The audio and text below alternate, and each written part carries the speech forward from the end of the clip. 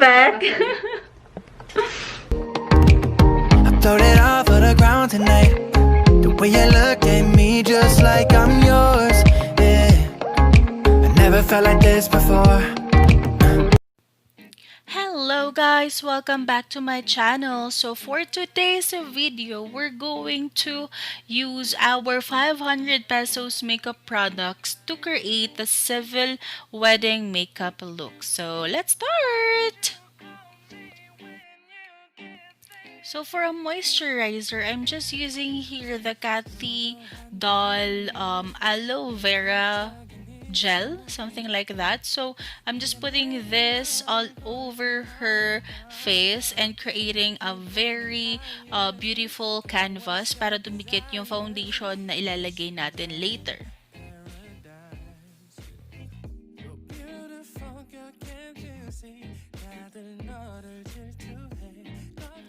Alright guys, so it's time for foundation. So I'm using here Nichido two-way cake. Medyo hindi ko nagustuhan tong product na to.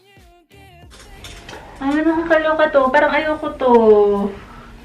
Bakit? Hindi siya dumidikit. Oo, parang hindi siya dumidikit.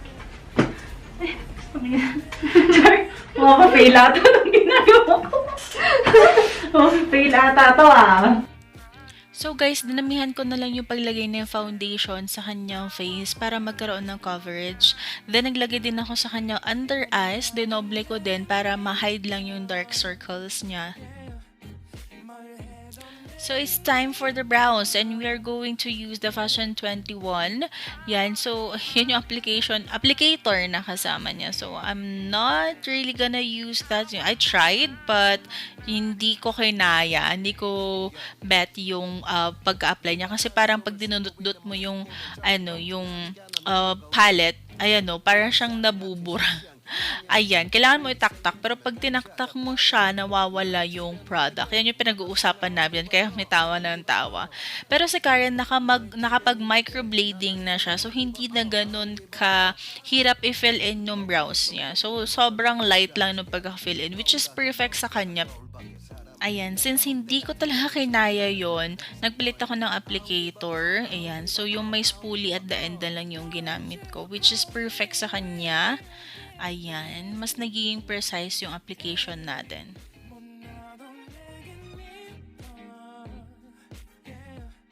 Tapos, gamitin ulit natin yung brown na ginamit natin sa kilay. Gamitin natin siya as eyeshadow. Yan, gamit na lang tayo dito ng brush. Ayan, malinis po ito ang brushes ko. Okay. Ayan. So, tignan nyo guys. Pag dinot-dot mo ganyan, ayan na, nagbabagsakan na silang lahat. Nagbabagsakan na yung powder. Ayan. So, ayun guys, we're going to use this Fashion 21 eyebrow powder, hindi lang sa kilay, kundi as an eyeshadow, and also contour sa nose and contour sa parameters ng face. So, nagustuhan ko rin naman yung performance niya as a contour. Yan. As you can see, blendable naman siya.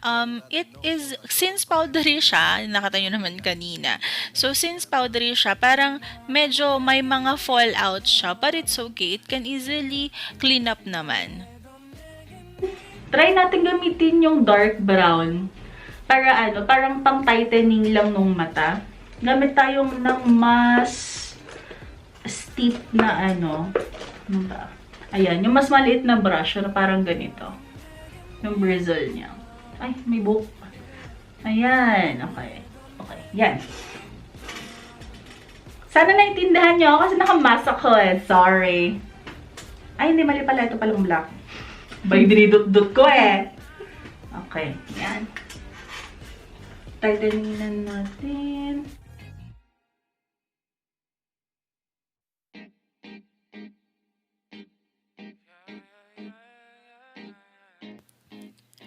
Okay guys, so I'm putting this dark brown eyeshadow near her waterline, ayan, to create a bit smoky effect. Ayan, para magkaroon ng dimension yung ginawa natin, para hindi lang flat yung eyeshadow natin. And later, we're going to put something extra para lang para may glittery something lang yung mata natin mamaya.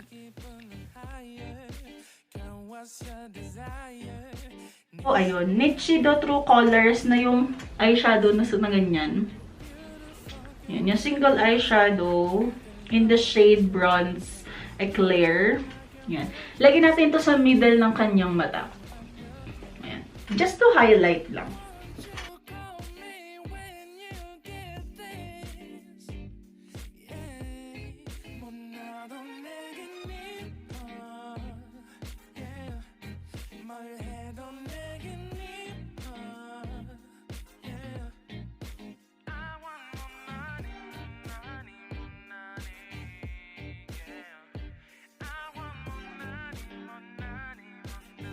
Sige.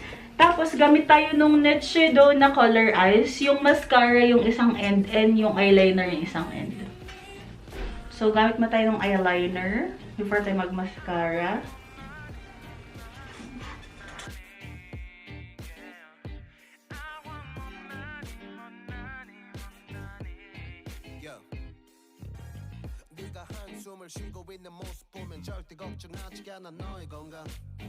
이건 사랑 같은 시시한 게 아니야.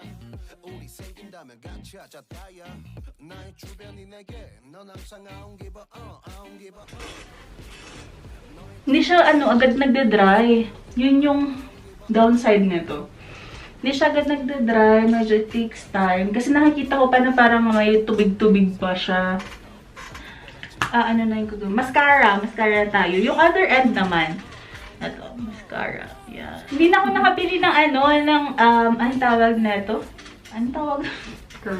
Curler, eyelash curler. Kasi wala tayo sa budget. Diba? Yung mga tools, wala na sa budget yun. Product lang talaga to.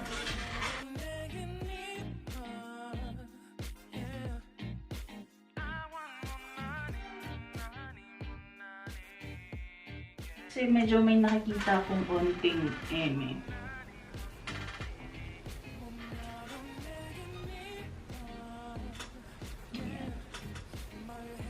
Medyo hindi. Ay. Sana epektong pang contour. Umepek ka ni. Ay.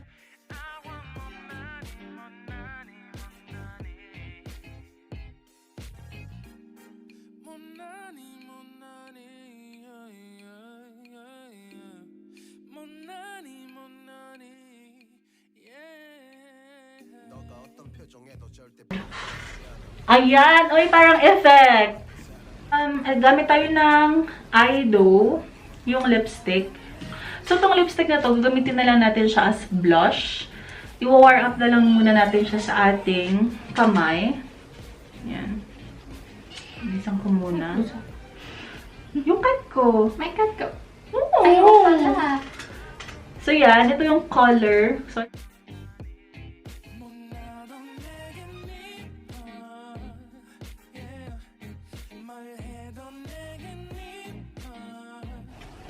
you wanna join us? Hello! Bye-bye! Bye-bye! Cute! Diba? Cute, cute! Nyaw! Ayan. So, linisan lang natin onte. Ayan. Okay. Then, kuha na tayo para gawing lipstick. Ayan. Gamit ulit tayo na isang lipstick brush.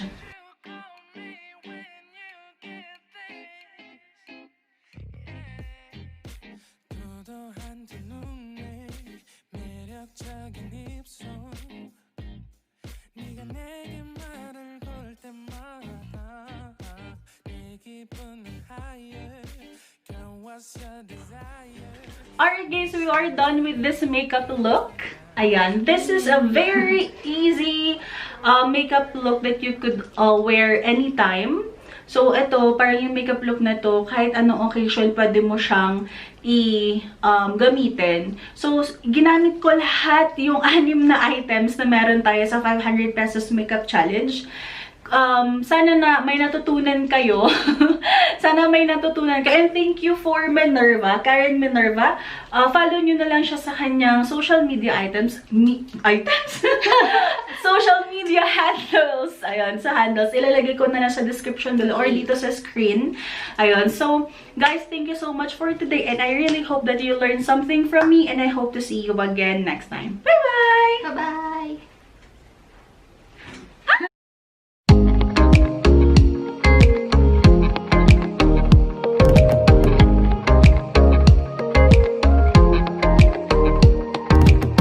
Throw it all for the ground tonight. The way you look